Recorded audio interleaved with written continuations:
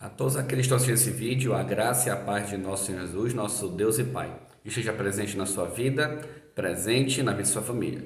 E vamos aprender hoje como Deus criou a nossa Via Láctea, a nossa parte do universo, né? Vamos começar então, Gênesis capítulo 1, versículo 1 e 2, dá uma introduçãozinha, e vamos entender um pouquinho sobre essa introdução.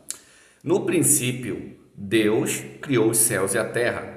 A terra era informe e vazia. Havia trevas sobre a face do abismo, e o Espírito de Deus pairava sobre a superfície das águas. Então já existia a terra. Ela só não tinha nada dentro. Estava lá. E aqui diz que na terra já existia o elemento água, que água seria a fonte da vida para a criação de Deus nesse planeta. E aqui diz também que o Espírito Santo pairava sobre as águas, ou seja, o Espírito Santo estava sobre as águas. Vamos continuar. Versículo 3 a 5 fala sobre o primeiro dia. Diz assim: Então disse Deus, haja luz, e houve luz. Deus viu que a luz era boa, e Deus separou a luz das trevas. Deus chamou a luz dia, e as trevas chamou noite. Assim, houve tarde e manhã, o primeiro dia. Então vamos entender aqui. Quando Deus disse haja luz, ele não criou o sol.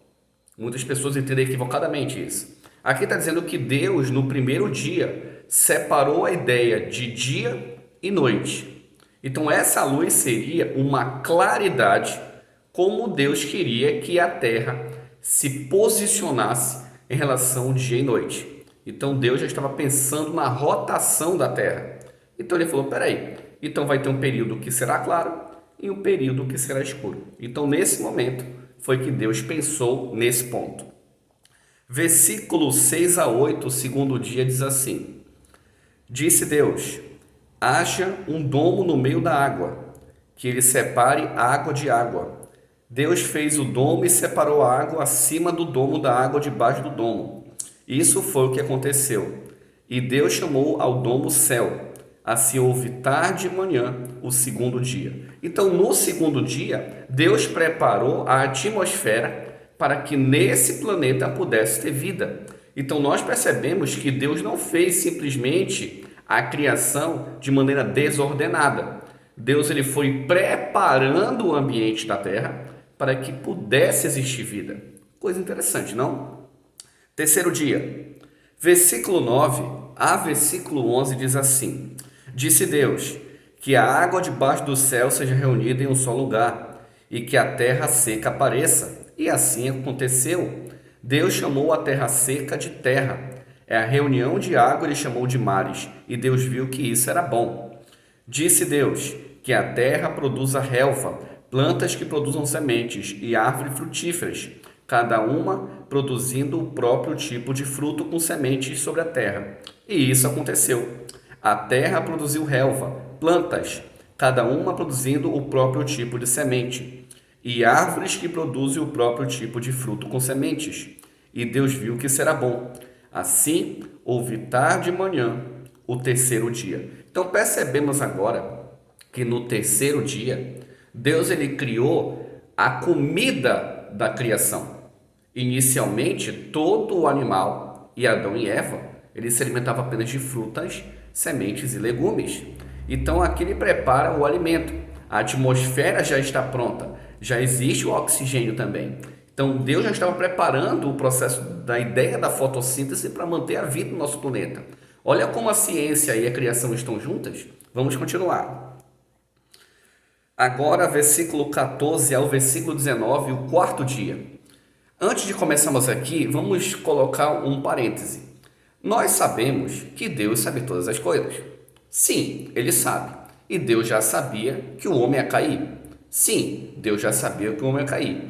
Agora, como é que na Bíblia mostra que Deus sabia que o homem ia cair? Exatamente no quarto dia. Deus sabia que o homem ia cair quando ele estava no quarto dia. Vem comigo e vamos aprender junto.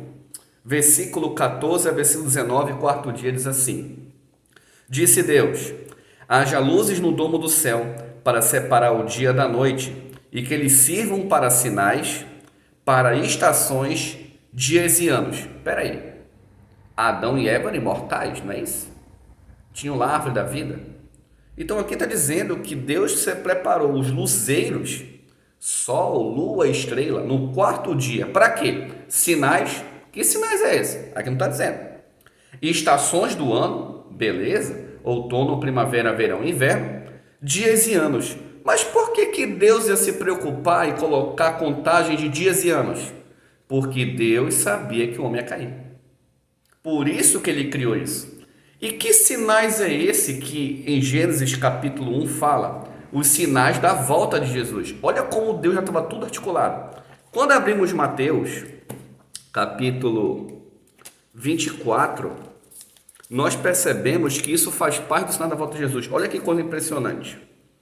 Diz assim, versículo 29. 24, 29. Imediatamente após a dificuldade daqueles tempos, o sol vai escurecer, a lua não mais brilhará, e as estrelas do céu cairão, e os poderes celestes serão abalados. E o versículo 30. Então o sinal do Filho do Homem aparecerá no céu, todas as tribos da terra se lamentarão, e verão o Filho do Homem vindo nas nuvens do céu, com grande poder e glória. Olha só o que acontece. Por que Deus tirou sol, lua e estrela? Primeiro, para a volta de Jesus, para os sinais da volta de Jesus. Segundo, para a estação, perfeito, dias e anos, o ser humano ia cair. Tinha que ter contagem de dias, tinha que ter contagem de anos. Perceba que Deus na criação já sabia como ia cair. E um bônus, quando abrimos Apocalipse, capítulo 22, diz assim, versículo 5 diz assim, não haverá mais noite, eles não precisarão de luz de candeia, nem luz do sol, porque o Senhor Deus, brilhará sobre eles, e eles serão reis para todo sempre. Por que quando Deus refazer a terra, não vai mais precisar dos astros? Porque não vai mais existir pecado, o homem não vai mais cair. Olha só como Deus mostra para o seu povo como ele já sabia que o homem ia cair. Interessante, né? Continuando, diz assim, e que eles sejam luzes do domo do céu para dar luz à terra. E assim aconteceu. Deus fez as duas grandes luzes, o maior para governar o dia e o menor para governar a noite, e também as estrelas. Deus as colocou no domo do céu para dar luz à terra, para governar o dia e a noite, e para separar a luz das trevas. E viu Deus que isso era bom. Assim, houve tarde e manhã, o quarto dia. Então, o quarto dia da criação é o ápice de que Deus sabia que o homem ia cair e que ele preparou os astros para os sinais da volta de Jesus, para as estações do ano e dias e anos, porque o homem teria que contar quando ele desobedecesse em comer do fruto. Continuando. Quinto dia, versículo 20 a 23 diz assim, Deus disse que a água se enxameie com enxames de criaturas vivas, e que os pássaros voem acima da terra, no amplo domo do céu. Deus criou grandes criaturas marinhas e de todo ser vivo que rasteja, de forma que a água se enxameou com todos os seus tipos e com todos os tipos de aves aladas. E Deus viu que isso era bom.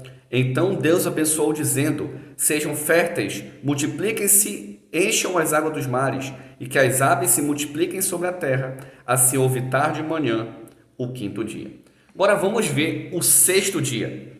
Gênesis capítulo 1, versículo 24 a 27, mais tardar. Ele vai até o versículo 31, mas eu não vou ficar lendo todo ele porque Deus repete algumas coisas. Então vamos aqui.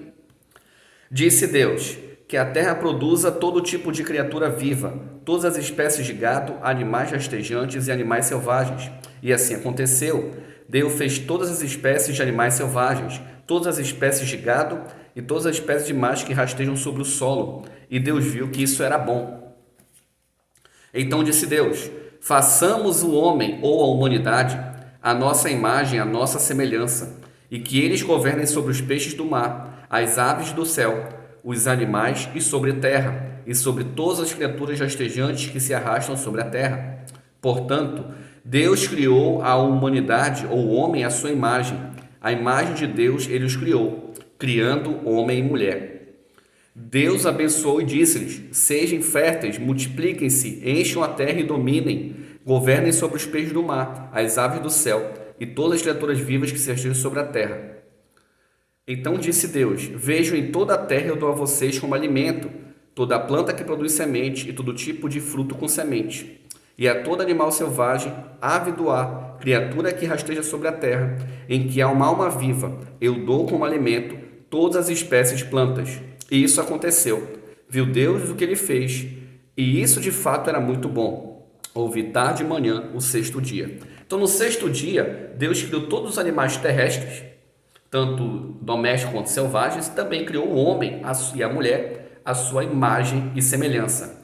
E aqui ele coloca um ponto específico. Lembra que eu disse no início que quando Deus criou as plantas era para alimento? Então, no início, antes do pecado, ninguém se alimentava de carne. Ninguém matava nenhum animal para comer. As pessoas viviam, Adão e Eva, no caso, as específicas, viviam apenas de frutas e legumes. E o sétimo dia não acabou. O que Deus fez no sétimo dia? Vamos lá. Gênesis 2, de 1 a 3 diz assim: assim, os céus e a terra foram terminados, com tudo o que há neles. No sétimo dia, Deus terminou a obra que ele fez. Portanto, ele descansou no sétimo dia de toda a obra que realizou. Deus abençoou o sétimo dia e o separou como santo, porque nesse dia Deus descansou de toda a obra que criou, para que ela pudesse produzir por si mesma. Olha o que está acontecendo aqui. Deus acabou a sua obra no sétimo dia. Deus ele criou o descanso do sétimo dia no Éden. Aqui não tinha judeu, não tinha Moisés, não tinha nada. Deus ele separou o sétimo dia como um dia santo. E nós devemos guardar esse dia. Nós devemos descansar nesse dia. Aí vem a grande pergunta. Irmão, como é que você sabe que esse dia é o sábado? Muito simples. Êxodo, capítulo 20, versículo 8 a 11. Diz assim: lembra-te do sábado para o santificar. Você tem 6 dias para trabalhar, para realizar todas as suas obras, mas o sétimo dia é o sábado para Deus. Não realize nenhum tipo de trabalho, nem você, nem seu filho, nem sua filha, nem seu servo, nem sua serva, nem o seu animal, nem o estrangeiro que está nas portas da sua casa. Pois em 6 dias o Senhor fez os céus, a terra e o mar, e tudo o que neles há, mas no sétimo dia descansou. Esse é o motivo do Senhor ter abençoado o dia de sábado e tê-lo separado para si. Então aqui está dizendo que o sábado tem que ser separado. Nesse dia nós temos que descansar, porque Deus criou esse descanso no Éden. Deuteronômio capítulo 5. Vamos abrir. Deuteronômio capítulo 5, versículo 12 a 15 diz assim: guarde o dia de sábado para torná-lo sagrado, como o Senhor, seu Deus, ordenou a você. Você tem 6 dias para trabalhar e realizar todo o seu serviço, mas o sétimo dia é o sábado para Deus. Nele não realize nenhum trabalho, nem você, nem seu filho, nem sua filha, nem seu servo, nem sua serva, nem o seu animal, nem o estrangeiro que estiver com você dentro da sua casa, para que seus servos possam descansar do mesmo modo que você. Lembre-se que você foi servo na terra do Egito, e o Senhor seu Deus o tirou dali com um forte braço estendido. Portanto, o seu Deus ordenou a você que guarde o dia de sábado. Isso aqui é tão impressionante.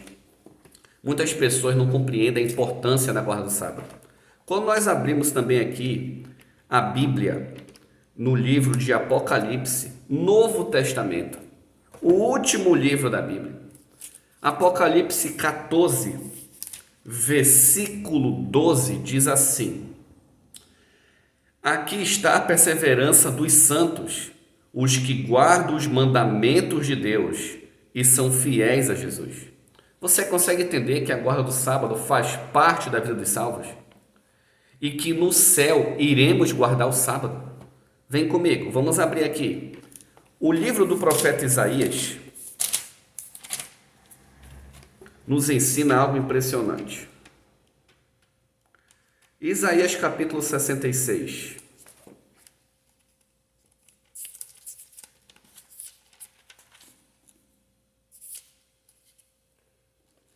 Versículo 22 e 23 diz assim: como os novos céus e a nova terra que hei de fazer, continuarão na minha presença, diz o Senhor.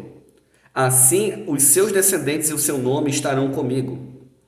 A cada mês e da lua nova, e a cada semana no sábado, todos os seres vivos virão me adorar diante de mim, diz o Senhor. Olha só. Até no céu nós vamos guardar o sábado. Que tal hoje você começar a pedir para Deus a direção para guardar o sábado? Para que quando estivermos no céu, tenhamos uma guarda do sábado verdadeira, íntegra, e que juntos possamos estar diante de Deus? Se você quer ir para o céu, eu quero ir para o céu, que tal hoje, aqui na terra, começarmos a guardar esse dia para louvarmos ao Senhor? Que Deus abençoe a sua vida. Um ósculo santo a todos.